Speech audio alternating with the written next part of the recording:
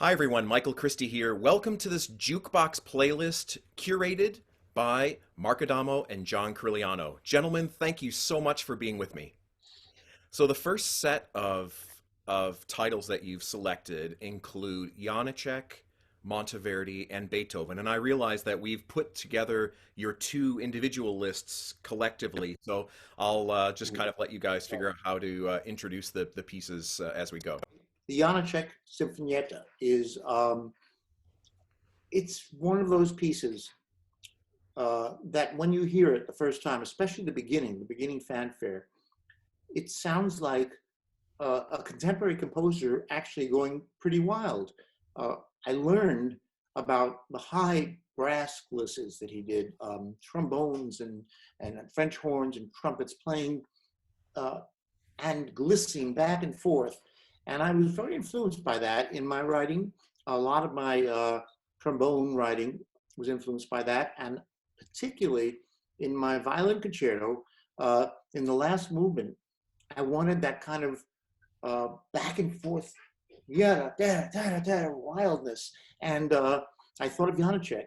And when I was in front of the orchestra, I said, play this like the Janacek Sinfonietta, and they knew exactly what to do. Yeah. I know that story. Yeah. So, Mark, you selected this beautiful duet from Monteverdi. I did. Not only it's one of the more beloved pieces. Yeah, this is I am something in love with that. That opera is one of the great operas of all time, and that ending duet is. And the thing that was so striking to me the first time I heard it, and I actually there was two discoveries of it. One was the piece itself, during a period where I thought that opera was generally a rather thickly textured thing, very, densely harmonized, very intricate vocally. Even the emotions could sometimes seem in the late German repertory somewhat clotted. And I was really unprepared the first time musically to hear something that seemed to be as airborne and as harmonically, light-footed as a folk song.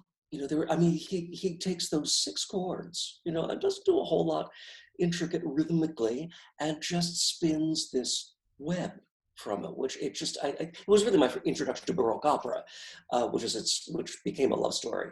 But then the other thing is that hearing it in context as a dramatic gesture to give the most beautiful and emotionally sincere music of the entire score to such depraved people. It seemed to me the most sophisticated dramaturgy imaginable. I mean, you would see that later in something like Pretty Women and Sweeney Todd. I often associate the music of the two of you with actually quite large-scale works, symphonic, operatic, and yet you've chosen a movement from Beethoven's String Quartet to end this little part of the playlist. Yeah, he's the man. I mean, he just is the most inventive, creative musician I've ever heard in my life, of all ages.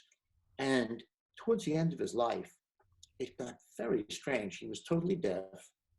He was writing these incredible pieces like the Ninth Symphony and stuff like that, all inside of his head, which complex music that musicologists talk about and analysts talk about the structure of these pieces.